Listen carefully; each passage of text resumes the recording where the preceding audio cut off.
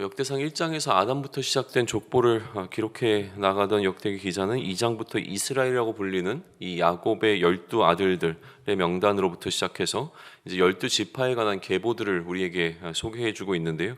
먼저 유다 지파에 관한 기록이 등장을 했습니다. 그리고 그 유다 지파의 그 기록을 진행해 나가던 과정 가운데 3장에서는 특별히 다윗의 가문에 좀 주목하며 그 가문에 대한 것을 우리에게 알려주었고요. 이제 다시 4장으로 넘어가면서 앞서 이야기했던 그 유다 지파의 그 계보 가운데서 조금 보충이 필요한 부분들에 대해서 추가적으로 기록을 해 나가고 있습니다. 그리고 4장의 이제 후반부에 하게 되면 유다 지파를 마무리 짓고 시므온 지파, 시므온 자손의 계보를 또 소개하는 것으로 역대기 4장은 좀 구성이 되어져 있습니다. 1절은 유다의 아들들이라고 하면서 시작하고 있습니다. 그래서 베레스와 헤스론과 갈미와 홀과 소발이라고 하는 이 5명의 아들이 있는 것처럼 기록되지만 실제로 그 2장을 토대로 본다면 헤스론은 베레스의 아들입니다. 그렇기 때문에 여기서는 아들들이라고 이제 표현하는 것보다는 자손으로 번역하는 것이 훨씬 더 자연스럽겠죠. 그래서 이 유다의 자손들에 관한 기록을 쭉 기록해 나가고 있고요. 그러다가 이제 9절과 10절에 이르게 되어지면 전혀 이제 어떤 다른 계보 속에서의 맥락은 등장하지 않지만 유다 지파에 속한 사람으로 기록되고 있기 때문에 유다 지파였을 것으로 이해되어지는 야베스라고 하는 인물을 등장시킵니다. 그리고 이 야베스의 어떤 출생에 관한 기록과 아울러서 그가 하나님께 드렸던 그 기도의 내용, 그리고 하나님께서 기도에 응답해 주셨다라고 하는 굉장히 짤막한 2절의 정보를 우리에게 제공해 주고 있는 것이죠. 그래서 우리는 흔히 이것을 요즘에는 이제 야베스 기도라고 부르게 되어지는데 9절에서 출생 정보를 10절에서 야베스가 하나님께 드린 그 기도를 소개하고 있습니다. 그리고 이어서 이제 여러 족보들이 등장이 되고 있어요. 근데 이 족보들 쭉 이제 보시면 될 것 같은데 특별히 이 족보들 가운데서는 특별히 직업이 좀 강조되고 있는 부분이 눈에 들어오죠. 14절에 보게 되면 그들은 공장이었더라라고 되어 있는데 어떤 장인들이었던 것으로 보이고 23절에 가게 되면 이 모든 사람은 토기장이가 되었다라고 하는 기록을 통해서 이들이 대대로 나름대로 이 토기장이로서의 어떤 역할을 감당했던 것으로 볼 수도 있죠. 하나만 더 언급하면 23절에 보게 되시면 토기장이가 되어 수풀과 가울 가운데 거주하는 자라고 되어 있는데 이 수풀과 가울은 굳이 번역하지 않아도 되는 이 히브리 말이었을 것이라고 보통 이야기를 합니다. 그러니까 수풀, 우리가 알고 있는 그 수풀을 얘기하는 것이 아니라 수풀에 해당하는 히브리 단어를 갖고 있는 그 지역, 그리고 이 사누리라고 하는 그 지역, 사누리라고 번역된 그 지역에 이제 거주했을 것이라고 이제 보는 것이죠. 그리고 24절부터는 시므온 자손의 계보가 이어지게 되어집니다. 순서상 시므온이 등장하고 있는 이유에 대해서는 아마도 이 시므온 지파가 유다 지파의 지경 내에서 땅 안에서 그들의 기업을 분배받았기 때문에 이 유다 사람들과 어떤 이 뭐라 그러죠? 함께 이 맥을 같이 하는 부분들이 있기 때문에 이렇게 기록이 되었다라고 보통 이해를 합니다.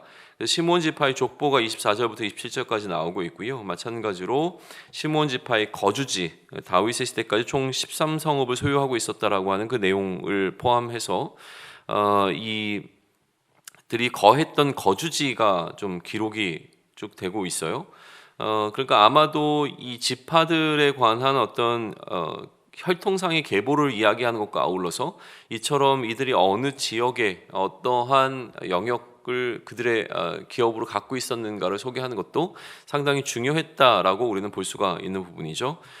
그리고 38절에 보게 되면 이 시므온 지파가 매우 번성하게 되었다라는 이야기를 기록을 합니다. 그리고 나서 이 번성하였기 때문에 불가피하게 그들이 치러야 했던 2가지 전쟁에 관한 이야기를 연이어서 기록하고 있죠. 첫 번째 전쟁은 목장을 위한 목초지를 마련하기 위해서 이들이 전쟁을 벌였던 것이고요. 그게 39절부터 41절이고, 그리고 두 번째 전쟁은 이 아말렉과의 전투인데 이것은 거주지를 확보하기 위한 전투로 42절과 43절에 이제 기록이 되어 있는 것이죠.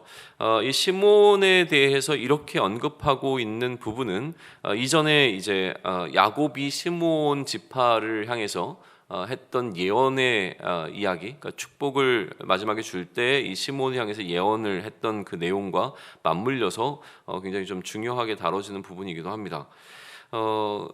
역대기 4장은 사실 우리에게 그렇게 익숙한 장은 아닙니다. 물론 설교자에게도 굳이 이 역대기 4장을 설교의 본문으로 삼아서 설교하는 일은 아마 거의 없는 본문에 해당합니다.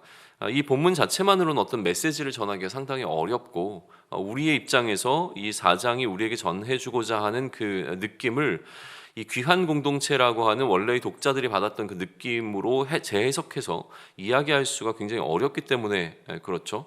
그러나마 주로 언급되는 것은 방금 이야기한 시므온 지파에 관한 기록이 이 야곱이 시므온을 향해 했던 그 예언을 어떻게 반영하고 있는가라고 하는 부분을 이제 이야기할 때 좀 언급되어지는 부분일 거고요. 그나마 이제 브루스 윌킨슨이라고 하는 사람이 야베스의 기도라고 하는 책을 쓰면서 폭발적으로 이 야베스 기도가 어떤 하나의 유행을 이루고 난 이후에 역대기 4장 9절과 10절만 많이들 이제 설교의 본문으로 삼아서 이야기하게 되어지는 것이 역대상 4장이라고 하는 겁니다. 기도로 삶을 바꾼 대표적인 인물로 이 야베스가 좀 주목을 받기 시작했죠. 우리는 귀한한 이 제공 공동체가 아니기 때문에 역대상 4장이 주는 이 명단들이 담아내고 있는 그 의미에 공감하기가 굉장히 어렵습니다. 그럼에도 불구하고 역대기 기자가 어떤 부분에 주목하며 이들의 계보를 기록하는지를 묵상해 보면 나름대로 좀 어떤 유익이 있을 거는 같습니다. 그래서 이 조상들의 이름을 이들이 보았을 때 어떠한 감정이었겠는가라고 하는 부분, 또 이 조상들이 했던 그들의 어떤 직업이라고 하는 부분과 그들이 행했던 일들을 다시 살펴보는 가운데 그들이 무엇을 느꼈겠는가, 또 그들이 거주했던 지역과 같은 정보들을 통하여서 이 귀한 공동체는 무엇을 얻었겠는가라고 하는 부분들에 있어서 좀 주목해 보면서 역대상 4장을 그래도 한번 묵상해 보시는 것은 나름대로 유익이 있을 거라고 생각을 합니다.